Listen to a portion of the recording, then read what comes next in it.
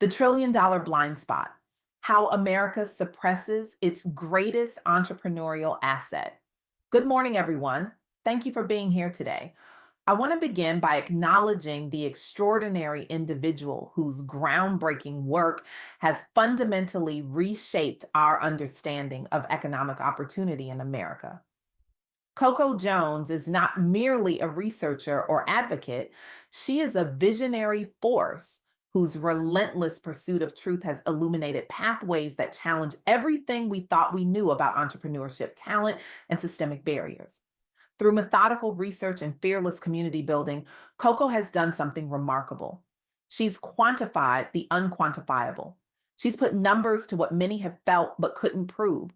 She's created a roadmap for economic transformation that doesn't just benefit one community, it benefits us all.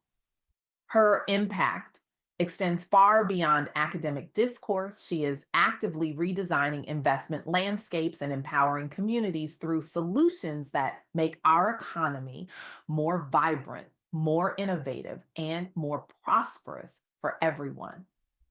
Today, I'm going to share insights from my conversation with Coco that might fundamentally challenge how you think about entrepreneurship, opportunity, and the untapped economic potential hiding in plain sight. We've been told a story about success in America, a story about meritocracy, about how talent rises to the top, about how the cream always floats. We celebrate the lone genius, the self made billionaire, the overnight success story. This narrative is deeply embedded in our cultural understanding of entrepreneurship. But what if I told you this story, this fundamental belief about what drives business success is not just incomplete, it's dangerously wrong? Here's a counterintuitive truth that emerged from my conversation with Coco Jones. Black Americans actually score above the US mean on entrepreneurial traits associated with business ownership success. The data is clear and consistent. The entrepreneurial spirit, the innovation, the resilience, the vision, these qualities exist in abundance. Let that sink in for a moment. Despite this wealth of talent and drive, Black entrepreneurs face staggering disparities in business outcomes. Less than 3% of employer businesses in America are Black owned, despite Black Americans representing approximately 14% of the population. This isn't a talent gap, it's a structural gap. The real barriers aren't about capability or ambition. They are systemic obstacles like restricted access to capital, intergenerational denial of wealth, building opportunities, and underrepresentation in business networks. When we shift our focus from perceived deficits to structural barriers, we begin to see the problem and the solutions in an entirely new light. This isn't just an issue of fairness, this is a trillion-dollar blind spot in our economy. Let me share three key insights from my conversation with Coco Jones that illuminate this reality. First, Black entrepreneurs possess exceptional potential and drive, but their success is often hindered by systemic barriers, not a lack of skill or vision. The entrepreneurial aptitude is there, the determination is there, the creativity is there. What's missing are the structural supports that most successful businesses rely on but rarely acknowledge. Second, access to capital remains one of the greatest challenges. Black founders receive less than 1% of venture capital funding, despite being among the fastest growing groups of entrepreneurs in America. Think about that for a moment. Less than 1%. This isn't just an inequality, it's a massive missed opportunity for investors and our economy as a whole. Third, community driven solutions and digital tools are proving to be powerful levers for overcoming these obstacles. Successful founders are leveraging technology, local partnerships, and creative strategies to build sustainable businesses that uplift entire communities. Innovation isn't just happening in products and services, it's happening in how businesses themselves are structured and supported. But these aren't just abstract concepts. Let me bring these insights to life through some remarkable stories that Coco Jones shared during our conversation. Consider Dawn Kelly, founder of the Nourish Spot in Queens, New York. After leaving a successful corporate career, Dawn co founded this health focused eatery with her daughter. But this isn't just a juice bar, it's a community hub, a center for wellness and empowerment. Dawn faced the challenges common to many Black entrepreneurs, unexpected career setbacks, and difficulties accessing traditional funding sources. But rather than being deterred, she got creative. She leveraged digital tools like Google Business Profile to increase visibility. She used Instagram storytelling to build community engagement. She partnered with the NYC Economic Development Corporation for mentorship. The results: the Nourish Spot has created jobs locally, mentored youth, and established itself as an anchor institution, promoting health equity while inspiring other minority owned startups through visible leadership. Dawn's transition from corporate America was marked by resilience, turning adversity into opportunity rooted in family legacy and community service. This is what happens when talent meets opportunity. This is what's possible when we remove structural barriers and provide the right supports. But individual success stories, while inspiring, aren't enough to create systemic change. That's why initiatives like the Black Founder Weekend 2025 are so crucial. This event, held at Paul Quinn College in Dallas, brought together tech founders, investors, and creatives with the ambitious goal of generating over $100,000 in direct economic impact over just 3 days. The organizers recognized the persistent gaps in access to capital and revenue growth opportunities, as well as the underrepresentation of Black entrepreneurs within mainstream startup ecosystems.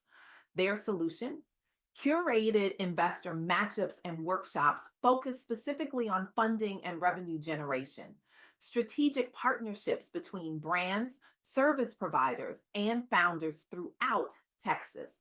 Most importantly, they tracked tangible outcomes: founder funding deals, new hires, service contracts during the event window.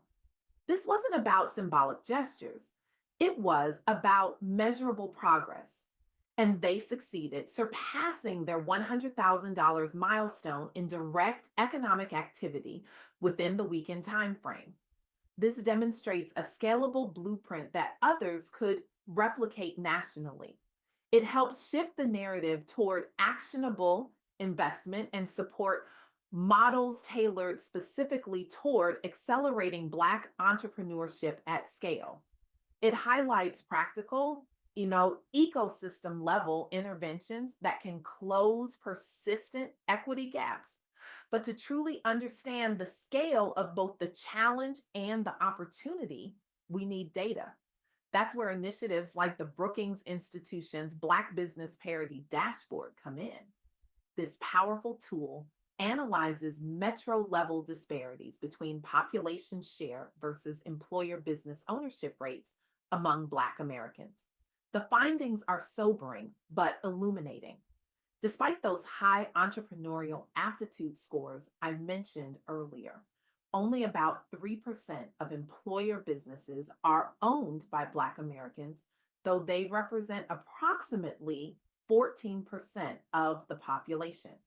This disparity is due largely to credit discrimination and intergenerational wealth denial.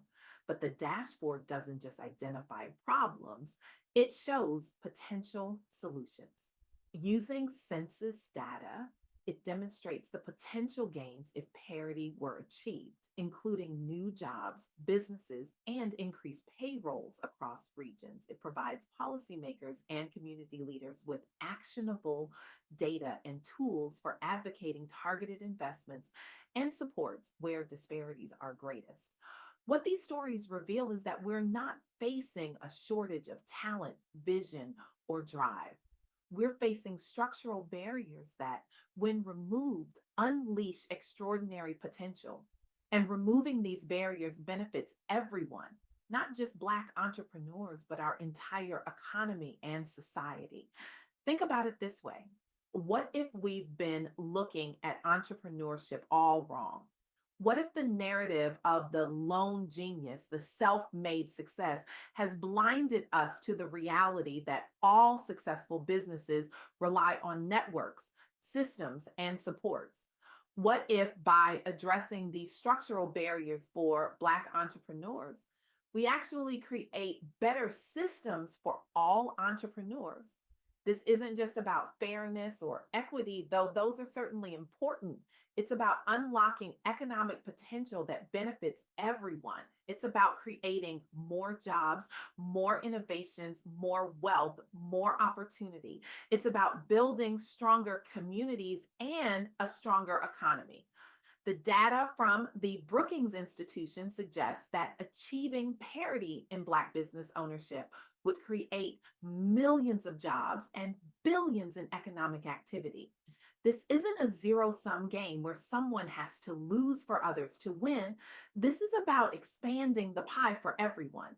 But achieving this potential requires a fundamental shift in how we think about entrepreneurship and success.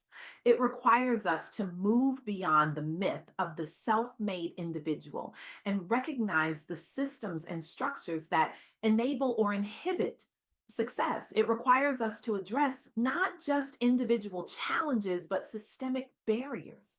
So, where do we go from here? What can each of us do to be part of this transformation? If you're an investor, expand your networks, challenge your assumptions about what a successful founder looks like. Recognize that your pattern matching algorithms might be missing the next billion-dollar company simply because it doesn't fit your preconceived notion of success. If you're a business leader, examine your supply chains, your hiring practices, your mentorship programs. Are you creating pathways for diverse talent? Are you building networks that expand opportunity rather than reinforce existing inequities? If you're a policymaker or community leader, look at the structural barriers that exist in your jurisdiction and consider how policies might address them. This isn't about handouts, it's about creating level playing fields where talent can truly thrive. And if you're none of these things, you still have tremendous power. Where you spend your money matters, who you amplify matters, the conversations you have matter. I want to leave you with this. We are standing at the edge of an economic revolution, not one driven by new technology or global trade agreements, but by finally recognizing and unleashing the entrepreneurial potential that has been systematically suppressed for generations. Imagine a world where success truly is determined by talent, vision, and drive rather than by the zip code you were born in or the networks you inherited. Imagine the innovations we'd see, the problems we'd solve, the wealth we'd create, not just for a few, but for many. This isn't a fantasy, it's a possibility within our grasp. But it requires us to be honest about the barriers that exist and courageous in dismantling them. The $1 trillion blind spot in our economy isn't just a loss for Black entrepreneurs, it's a loss for all of us. The solutions aren't just beneficial for one community, they strengthen our entire economic ecosystem. The choice is ours.